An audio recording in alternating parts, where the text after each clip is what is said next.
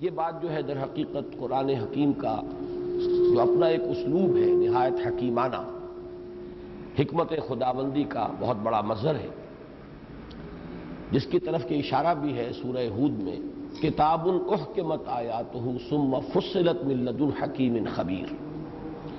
یہ ایک ایسی کتاب ہے قرآن کے جس کی آیات پہلے بہت پختہ کی گئی، محکم کی گئی، نہایت گاڑھی، نہایت پروفاؤنڈ، معانی کے اعتبار سے بہت گمبھیر، لیکن پھر انہی کی تفصیل بیان کی گئی۔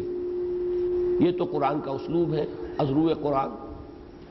ترتیب میں یہ خاص مصلحت اور پیش نظر ہے کہ سب لوگ برابر نہیں ہیں، اس امت میں خواص بھی ہوں گے، عوام بھی ہوں گے، عامی بھی ہوں گے، اہل علم بھی ہوں گے اور غیر تعلیم یافتہ بھی ہوں گے۔ تو ایک مسلمان اگر 10 صورتیں بھی یاد کر لے جو بہت ہی مختصر، جو سمجھئے کہ ہر صورت ان میں سے کوئی صورت بھی 7 آیات سے بڑی نہیں ہے، اور بلکہ 2 صورتیں اس میں آ گئی ہیں 3 آیات پر مشتمل ہے۔ سورۃ الاخلاص ہم پڑھیں گے 4 آیات پر مشتمل ہے، سورۃ اللہب 5 آیات پر، سورۃ الفلق 5 آیات پر، سورۃ الکافرون اور سورۃ الناس 6 آیات پر، تو بہت مختصر صورتیں۔ یہ صورتیں بھی انسان یاد کر لے اور انہیں سمجھ لے تو وہ شخص بھی قرآن مجید کے علم اور فہم سے بالکل محروم نہ رہے۔ انہی صورتوں کو وہ دہرا کر نماز میں پڑھتا رہے تو یہ اس کے لیے جو تذکیر مطلوب ہے اس کا حق ادا ہو جائے۔ چنانچہ آپ نے دیکھا کہ تمام بنیادی جو اصطلاحات ہیں جن کے فہم پر قرآن مجید کے فہم کا دار و مدار ہے، لفظ عبادت، فَلْيَعْبُدُوا رَبَّ هَٰذَا الْبَيْتِ، لفظ عبادت آیا۔ پھر یہ کہ آگے چل کر سورہ کافرون، وہ تو گویا کہ لفظ عبادت ہی کی تکرار ہے، گردان ہے۔ قُلْ يَا أَيُّهَا الْكَافِرُونَ لَا أَعْبُدُ مَا تَعْبُدُونَ وَلَا أَنْتُمْ عَابِدُونَ مَا أَعْبُدُ وَلَا أَنَا عَابِدٌ مَا عَبَدتُّمْ وَلَا أَنْتُمْ عَابِدُونَ مَا أَعْبُدُ۔ اس طریقے سے یہ مضمون جو ہے بہت ہی تکرار کے ساتھ، وضاحت کے ساتھ آ گیا۔ اسی طرح لفظ دین ہے، بڑی گمبھیر اصطلاح ہے قرآن کی، اس کا بنیادی مفہوم وہ سورۃ الماعون میں آ گیا، أَرَأَيْتَ الَّذِي يُكَذِّبُ بِالدِّينِ فَذَلِكَ الَّذِي يَدُعُّ الْيَتِيمَ۔ اسی طریقے سے سورۃ الکافرون میں اس کی نسبت آ گئی، لَكُمْ دِينُكُمْ وَلِيَ دِينِ۔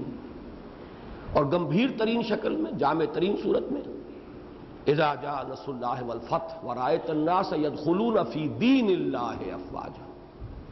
اب اس لفظ دین اور اس بنیادی اصطلاح کے جتنے پہلو ہیں وہ سب ان صورتوں کے اندر آ گئے۔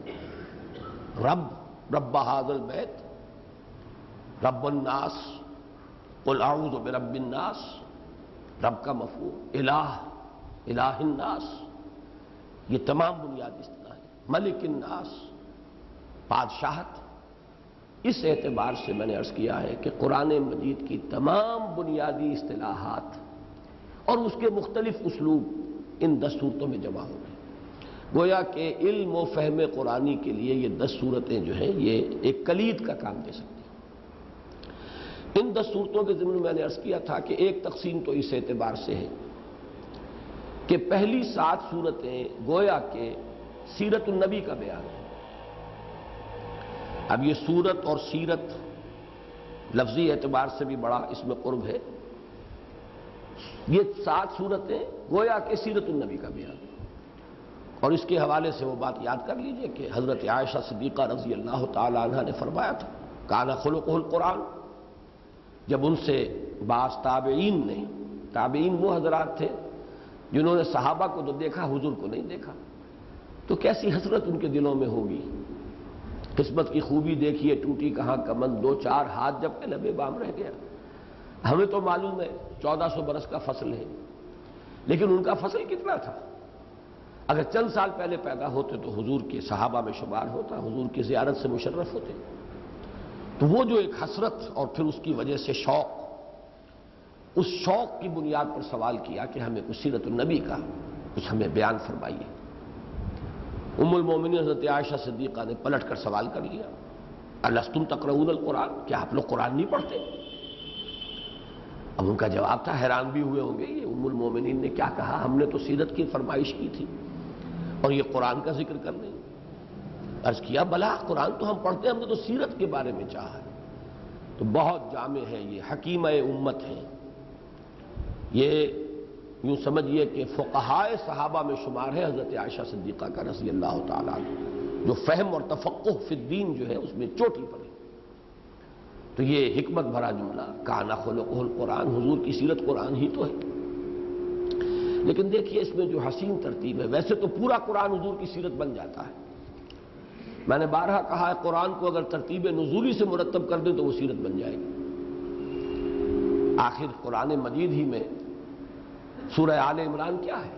اس کا اکثر حصہ غزوہ احد کے ذکر پر مشتمل ہے۔ سورہ انفال کیا ہے؟ اس کا اکثر و بیشتر حصہ بلکہ پوری کی پوری سورت غزوہ بدر، اس کے ماقبل، اس کے مابعد کے حالات پر مشتمل ہے۔ غزوہ احزاب کا بیان سورہ احزاب میں ہو رہا ہے۔ اس طریقے سے یہ صورتیں در حقیقت سیرت النبی ہی کے ابواب ہیں، فرق صرف یہ کہ ترتیب وہ نہیں ہے۔ لیکن خاص یہاں دیکھیے کہ ان 7 صورتوں کا تعلق سیرت سے کس قدر گہرا ہے۔ ان 10 میں سے پہلی 7 صورتیں، میں اب آپ کو شاید یہ مضامین میں نے پہلے بھی بیان کیے ہوں، لیکن اب وقفہ ہو گیا، مجھے نہیں معلوم میں کیا کچھ بتا چکا ہوں کیا نہیں بتا چکا۔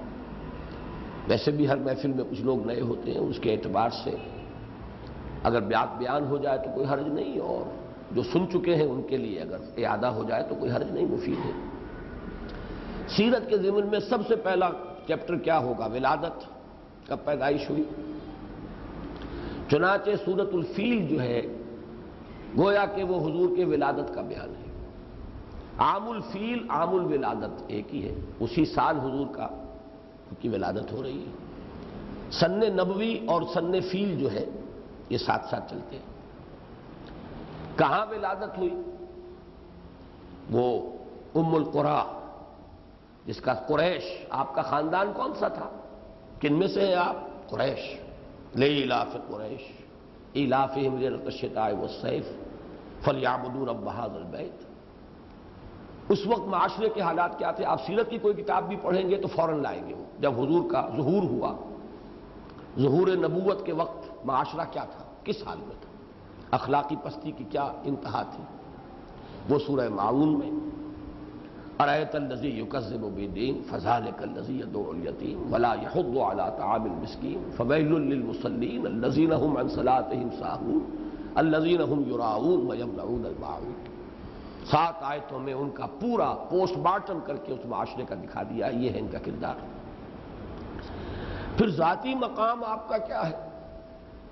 انا اعطیناک الکوثر فصل لربک وانحر ان شانئک هو الابتر۔ پھر یہ کہ مکی دور میں جو کشاکش رہی، تصادم، وہ تصادم اپنی انتہا کو پہنچ کر پھر اس مرحلے پر بھی آیا کہ چلیے کچھ گیو اینڈ ٹیک کر کے کچھ مصالحت کر لیجئے۔ اس پوری داستان کو سمو دیا گیا قل یا ایھا الکافرون لا اعبد ما تعبدون ولا انتم عابدون ما اعبد ولا انا عابد ما عبدتم ولا انتم عابدون ما اعبد لکم دینکم ولی دین۔ اعلان برات، کوئی توقع نہ رکھو مجھ سے، کوئی مصالحت نہیں ہو سکتی، حق و باطل کو ایگزسٹ نہیں کر سکتے، حق اور باطل میں کوئی مساہلت نہیں، یہ مداہنت ہے۔ ودوا لو تدہنوا فیدہنون، اے نبی یہ تو چاہیں گے کہ آپ ذرا ڈھیلے پڑ جائیں تو یہ بھی ڈھیلے پڑ جائیں۔ اب جب وہ انتہا کو پہنچ گیا وہ معاملہ مکی دور میں، اس کے بعد کی 2 صورتیں اصل میں پیشین گوئیاں ہیں۔ ایک وقت آئے گا اذا جاء نصر اللہ والفتح ورأیت الناس يدخلون فی دین اللہ افواجا فسبح بحمد ربک واستغفر انہ کان توابا۔ اور اسی کا عکس ہے جو نیگیٹو اور پازیٹو، مثبت اور منفی، جیسے کہ سورہ بنی اسرائیل کی اس آیت میں ہے جاء الحق وزہق الباطل، یہ دونوں چیزیں لازم و ملزوم ہیں۔ حق آئے گا تو باطل جو ہے اس سے زوال آئے گا، اور باطل تو ہے ہی، ان الباطل کان زہوقا، وہ تو زوال کا مستحق ہے ہی، زوال کے لائق ہے ہی۔ یہی وجہ ہے کہ جاء الحق اذا جاء نصر اللہ والفتح، اور زہق الباطل تبت یدا ابی لہب وتب ما اغنی عنہ مالہ وما کسب سیصلی نارا ذات لہب وامرأتہ حمالۃ الحطب فی جیدہا حبل من مسد۔ یہ ہے حضور کی 23 سالہ مساعی کا وہ آخری مرحلہ، جاء الحق وزهق الباطل۔ اب ان 7 صورتوں میں آپ نے دیکھا کس طور سے سیرت النبی کا احاطہ ہوا ہے۔ ویسے مضامین بہت گہرے ہیں، دین کی بنیادی تعلیمات، قرآن کی بنیادی اصطلاحات، لیکن ایک پہلو اگر دیکھیں تو گویا کہ یہ سیرت النبی کا بیان ہے، اس کے مختلف مراحل ہیں، اسی کے مختلف چیپٹرز ہیں، اور ان میں ترتیب نہایت صحیح، زمانی اعتبار سے یہی ترتیب بنے گی۔ کہاں پیدا ہوئے، کب پیدا ہوئے، خاندان کون سا تھا، اس وقت معاشرے کی کیا حالت تھی، خود آپ کا مقام و مرتبہ کیا ہے، حق و باطل کی کشمکش کس انتہا کو پہنچی، اور پھر اس کا انجام کیا ہوا، جاء الحق وزهق الباطل۔ ایک ترتیب تو یوں سمجھیے کہ 7 صورتیں تو ہوئی سیرت النبی کے مختلف ابواب کی نمائندگی کرنے والی، اور بقیہ 3 صورتوں میں دین کی دعوت اور دین کے فلسفے، دین کی حکمت، اس کا لب لباب، توحید ہے اصل لب لباب، یہ دین توحید ہے۔ توحید پر جامع ترین صورت سورہ اخلاص، اور اصل میں معوذتین میں سے بھی جو دوسری صورت ہے وہ بھی سورہ اخلاص ہے، اس لیے کہ بندے کا تعلق جو رب کے ساتھ ہونا چاہیے۔ اللہ اپنی جگہ پر احد ہے، صمد ہے، لم یلد ولم یولد ولم یکن لہ کفوا احد، لیکن اسی توحید کا تو در حقیقت پرتو ہے کہ بندے کے لیے اللہ کی کیا حیثیتیں ہیں، وہ رب الناس ہے، الہ الناس ہے، ملک الناس، قل اعوذ برب الناس ملک الناس الہ الناس، یہ در حقیقت اسی کی شرح ہو رہی ہے۔ اور پھر یہ کہ عالم خلق جو ہے اس میں جو اور اندیشے کی چیزیں ہیں انسان کے لیے مضرت بخش، ان سے بھی تعوذ اور پناہ میں آنا، یہ مضمون آخری 3 صورتوں کا ہے۔ تو ایک تو یہ تقسیم ہوئی ان 10 صورتوں کی، یہ منییچر قرآن یا قرآن ان منییچر، ایک چھوٹا سا قرآن جو 10 صورتوں پر مشتمل ہے، اس میں 7 صورتیں سیرت النبی کے بیان پر مشتمل، 3 دین کی اصل اساس، بنیاد، جڑ، اس کی بنیادی تعلیم کا لب لباب اور خلاصہ۔ ایک دوسری اس میں تقسیم جو ہے وہ اس اعتبار سے قرآن حکیم کا جو اسلوب ہے، اکثر و بیشتر صورتیں جوڑوں کی شکل میں ہیں، کہیں کہیں شاذ کوئی صورت منفرد بھی ہے، کہیں ایسا بھی ہوا ہے کہ 4 سورے وجود میں آ گئے ہیں، باہمی ربط جو ہے صورتوں کے مضامین کا وہ 4 کے گروپ میں پوری طریقے سے نکھر کر ابھر کر اجاگر ہو کر سامنے آتا ہے، اور کہیں کہیں 6 سورے ہیں، 3 صورتوں کے گروپ ہیں، ان کے اندر اگر وہ جوڑے بنانے کی کوشش کی جائے تو وہ جو ان کے اصل معانی کے اندر ربط ہے وہ نکھرتا نہیں ہے، بلکہ اس میں کچھ تصنع کی شکل پیدا ہو جاتی ہے۔ تو یہ اصول تو یہ وہ ہے کہ جو مولانا حمید الدین فراہی رحمۃ اللہ علیہ کے شاگرد مولانا امین اسد اصلاحی نے بیان کیے۔ البتہ اصول ایک ہے، اور اصول کی اپلیکیشن جو ہے اس میں اختلاف ہو سکتا ہے، اس میں جہاں جہاں اختلاف مجھے ہوا وہ میں بیان کرتا ہوں، اصول انہی سے ملا ہے کہ قرآن حکیم کی اکثر صورتیں جوڑوں کی شکل میں ہیں۔ ویسے یہ 4 سورہ اور 6 سوروں کا جو تصور ہے وہ مولانا اصلاحی کے ہاں موجود نہیں ہے، وہ میرے اپنے غور و فکر کا نتیجہ ہے جو میں نے سامنے رکھا ہے، اور علم میں اسی طور سے اضافہ ہوتا ہے، شمع سے شمع جلتی بھی ہے اور تدریجاً بات آگے بڑھتی ہے۔ ظاہر بات ہے پہلی سیڑھی نہ ہوتی تو دوسری نہیں ہو سکتی تھی، دوسری نہ ہوتی تو تیسری نہیں ہو سکتی تھی، اس اعتبار سے الفضل للمتقدمی، فضیلت تو رہے گی پہلوؤں کی، لیکن اگر یہ سمجھ لیا جائے کہ بس کل علم پہلوؤں پر ختم ہو گیا تو پھر ترقی کہاں ہوگی، اس کے اندر آگے بڑھنے کی کوشش، غور و فکر کے سلسلے کو جاری رہنا چاہیے، تبھی تو حضور کے اس قول کی اصل حقیقت سامنے آئے گی جو حضرت علی سے مروی ہے رضی اللہ تعالی عنہ کہ آپ نے فرمایا لا تنقضی عجائبہ، اس قرآن کے عجائب کبھی ختم نہیں ہوں گے۔ اگر ہم یہ سمجھ لیں کہ بس اسلاف جہاں تک پہنچ گئے وہی حرف آخر ہے تو گویا کہ ہم نے سمجھ لیا کہ قرآن کی حکمت اور قرآن کے علم اس کی کوئی ایک حد تھی جس حد تک یا اس کی کوئی تہ تھی جس تہ تک کہ ہمارے اسلاف پہنچ گئے۔ یہ در حقیقت یہ انداز فکر جو ہے بڑی محرومی کی بنیاد ہے۔ اس بنیاد پر میں نے عرض کیا تھا کہ یہ جو 10 صورتیں ہیں ان میں 2 تو جوڑے ہیں 2 صورتوں کے، بالکل اظہر من الشمس۔ سورۃ الفیل، سورۃ القریش جوڑا ہے، کوئی شک ہی نہیں ہو سکتا، مضامین اتنے مربوط ہیں، وہ جو عرب کا ماحول ہے، قریش کا معاملہ ہے، بیت اللہ کا مسئلہ ہے. رب ھذا البیت یہ آ رہا ہے سورہ قریش میں، اور اسی گھر کو بچانے کے لیے اللہ نے ہاتھی والوں کو انہیں ہلاک کیا. الم تری کیف فعل ربک باصحاب الفیل. تو یہ دونوں صورتیں بہت مربوط ہیں. پھر اسی طریقے سے سورۃ الماعون اور سورۃ الکوثر کنٹراسٹ کے اعتبار سے معاشرہ کیا تھا اور اس میں کیسی شخصیت ابھر کر سامنے آئی ہے. وَإِنَّكَ لَعَلَىٰ خُلُقٍ عَظِيمٍ إِنَّا أَعْطَيْنَاكَ الْكَوْثَرَ. یہ بھی جوڑا ہے. البتہ اس کے بعد یہ 3 سہ سورے ہیں. سورۃ الکافرون، سورۃ النصر، سورۃ اللہب. یہ ایک 3 سورتوں کا چھوٹا سا گروپ ہے، مجموعہ ہے. اسی طریقے سے سورہ اخلاص اور معوذتین سورۃ الفلق، سورۃ الناس، یہ بھی 3 سورتوں کا ایک جوڑا ہے. یہ جو پہلا سہ سورہ ہے ان میں سے ہم اس کی 2 سورتیں پڑھ چکے ہیں. آج اس کی تیسری سورت ہمیں پڑھنی ہے، سورۃ اللہب. اور اس سہ سورے میں میں یہ عرض کر چکا ہوں کہ دونوں طرح کی ترتیبیں ذہن میں آ سکتی ہیں. یہ آپس میں تینوں صورتیں اس طرح مربوط ہیں کہ یہ بھی کہہ سکتے ہیں کہ سورۃ الکافرون اور سورۃ اللہب یہ جوڑے کی شکل میں. قل یا ایھا الکافرون، اور کفر کا سب سے بڑا سرغنہ ابو لہب، اس کا انجام. گویا کہ ان میں ربط جو ہے وہ بہت نزدیکی ہے، بہت گہرا ہے. تصویر کے 2 رخ معلوم ہوتے ہیں، ایک ہی تصویر کے 2 رخ. درمیان میں جیسے سورۃ العصر میں نے عرض کیا تھا کہ جیسے نگینہ جڑا ہوتا ہے کسی انگوٹھی میں، یا جیسے کہ کوئی ہار ہو اور اس کے نیچے جو ہے کوئی بہت بڑا پھول یا کوئی بہت بڑا ہیرا قیمتی جو ہے وہ آویزہ ہو، اس طریقے سے سورۃ العصر ہے درمیان میں. اصل جوڑا جو ہے وہ سورۃ التکاثر اور اس کے بعد جو سورہ مبارکہ آئی ہے سورۃ العصر کے بعد ویل لکل ھمزہ، سورۃ الھمزہ، ان میں ہے نسبت اصل. اسی طرح کہا جا سکتا ہے سورہ کافرون اور سورۃ اللہب جوڑے کی شکل میں ہے، اور سورۃ النصر وہ ہیرا ہے، وہ نگینہ ہے.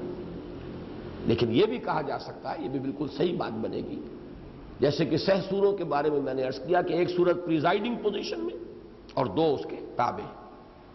پریزائڈنگ پوزیشن میں سورۃ الکافرون اور آپس میں جوڑا بنے گا سورۃ النصر اور سورۃ اللہب. جیسا کہ میں نے آج بیان کیا، یہ اصل میں اس ایک آیت کو سپلٹ کر دیجئے 2 حصوں میں.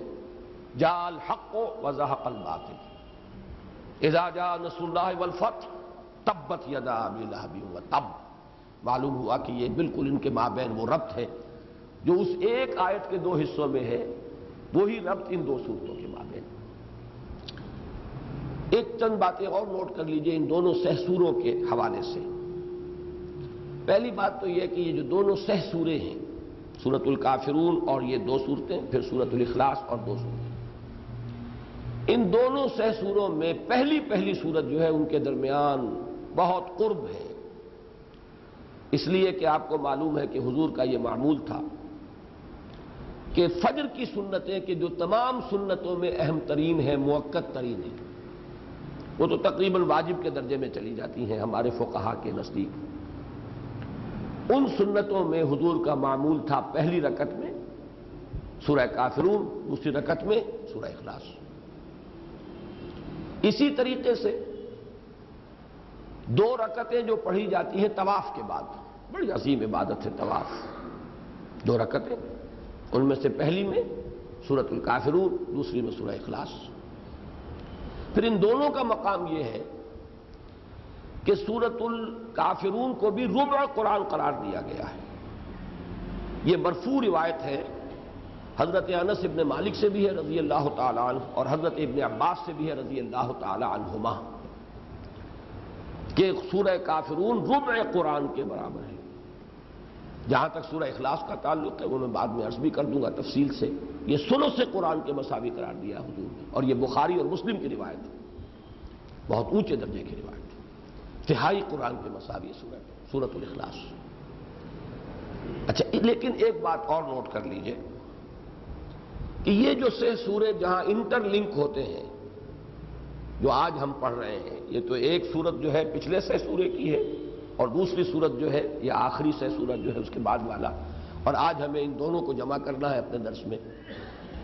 ان میں بھی ایک بڑی انٹر لنکنگ موجود ہے. اسلوب کے اعتبار سے دیکھیے دونوں صورتوں کے، ویسے قوافی نہیں کہنا چاہیے، اصل میں فواصل صحیح لفظ ہے، ان میں بڑی گہری مناسبت ہے، حروف قلقلہ ہیں، با بھی اور دال بھی، دونوں کا اسلوب ایک ہے۔ اور عجیب ترین بات آپ کو یہ نظر آئے گی کہ سورہ لہب کی 4 آیتیں تو با پر ختم ہو رہی ہیں، تبت یدا ابی لہب و تب ما اغنی عنہ مالہ وما کسب سیصلی نارا ذات لہب وامرأتہ حمالۃ الحطب، لیکن آخری آیت فی جیدہا حبل من مسد۔ اور اب اگلی صورت قل هو اللہ احد اللہ الصمد لم یلد ولم یولد ولم یکن لہ کفوا احد۔ تو اس کا جو صوتی آہنگ ہے اور ان کے اندر جو، جس کو میں نے بارہا کہا ڈیوائن میوزک، ان میں بہت قرب ہے آپس میں، اور انٹر لنکنگ ہو گئی۔ یہ آخری آیت مسد، وہ جو فواصل ہے سورہ اخلاص کے، ان کے ساتھ جوڑ رہی ہے، احد، صمد، یولد، پھر احد۔ اس اعتبار سے ان کو بھی آپ ایک دوسرے کے بہت قریب سمجھیے۔ اب آئیے ہم اس تمہید کے بعد اب سورہ لہب کا مطالعہ کرتے ہیں۔ اعوذ باللہ من الشیطان الرجیم، بسم اللہ الرحمن الرحیم۔ تبت یدا ابی لہب و تب ما اغنی عنہ مالہ وما کسب سیصلی نارا ذات لہب وامرأتہ حمالۃ الحطب فی جیدہا حبل من مسد۔ صدق اللہ العظیم۔ اس صورت کے بارے میں پہلی بات تو یہ زیر بحث لانی چاہیے کہ اس کا زمانہ نزول بالاتفاق مکی دور ہے، یہ صورت مکی ہے، اور تقریباً ہمارے تمام اسلاف اس پر ان کا اجماع ہے کہ یہ بڑی ابتدائی صورتوں میں سے، بہت شروع کی صورتوں میں سے۔ بعض محققین جنہوں نے ابتدائی صورتوں کے اندر ترتیب قائم کی ہے وہ تو یہاں تک گئے ہیں کہ پہلی تو 4 جو ہیں وحی ہیں، وہ مشتمل ہیں متفرق آیات۔ سب سے پہلے 5 آیات آپ کو معلوم ہے سورہ علق، اقرأ بسم ربک الذی خلق، پھر 7 آیات سورہ نون یا سورہ قلم جس کا نام ہے، 29ویں پارے کی دوسری صورت، پھر 7 ہی آیات سورۃ المزمل، پھر 7 ہی آیات سورہ مدثر۔ یہ تو 4 پہلی وحییں ہیں، کوئی مکمل صورت نازل نہیں ہوئی ان میں، بلکہ یہ آیات ہیں کہ جو پھر بڑی صورتوں میں شامل کی گئی ہیں ان کے مطالعے کی حیثیت سے۔ یہ مطلع ہے، شروع ہے ان صورتوں کا۔ اور 5ویں وحی ہے، تقریباً اتفاق ہے اس پر، مکمل صورت سورہ فاتحہ جو نازل ہوئی۔ پہلی صورت مکمل جو نازل ہوئی حضور پر وہ سورہ فاتحہ ہے، اور 5ویں یہ وحی ہے اپنی ترتیب کے اعتبار سے۔ اور بعض حضرات کا خیال ہے کہ اس کے فوراً بعد نازل ہوئی ہے یہ سورہ لہب، اور ایک عجیب سا ربط قائم ہوتا ہے، 5 7 7 7 7، پھر سورہ فاتحہ بھی 7 آیات پر مشتمل ہے، 7 من المثانی، اور پھر یہ سورہ لہب جو ہے 5 سے شروع ہوئی تھی بات، اور 5 ہی آیات پر مشتمل ہے سورہ لہب۔ یہ صرف میں اس قسم کی چیزیں اس لیے بیان کرتا ہوں، ان میں کوئی خاص معنویت نہیں ہوتی، لیکن یہ کہ اس کے حوالے سے کچھ چیزیں ذہن میں محفوظ رہتی ہیں آسانی سے، یہ مینٹل ایسوسیشنز کا ذریعہ بن جاتی ہیں کہ جس کے ذریعے سے چیزیں یادداشت میں، حافظے میں پھر محفوظ رہتی ہیں۔ بہرحال اگر یہ بات، چونکہ یہ قطعی اور یقینی باتیں نہیں ہیں، ایک رائے ہے اور اس میں کافی لوگوں کا اجماع ہے، لیکن بہرحال اس پر اجماع ہے کہ بالکل ابتدائی دور میں یہ صورتیں نازل ہوئی۔ اس سے اختلاف کیا ہے ایک کسی درجے میں تو مولانا مودودی نے بھی، اور زیادہ شدت سے مولانا اصلاحی صاحب نے۔ مولانا اصلاحی نے تو اس صورت کو مدنی قرار دے دیا ہے، وہ تو میرے نزدیک مجھے اس سے شدت کے ساتھ اختلاف ہے، لیکن وہ کیوں کر رہے ہیں ایسا وہ میں پچھلے درس میں بیان کر چکا ہوں۔ چونکہ وہ جو اصول ہے مکی اور مدنی صورتوں کے گروپ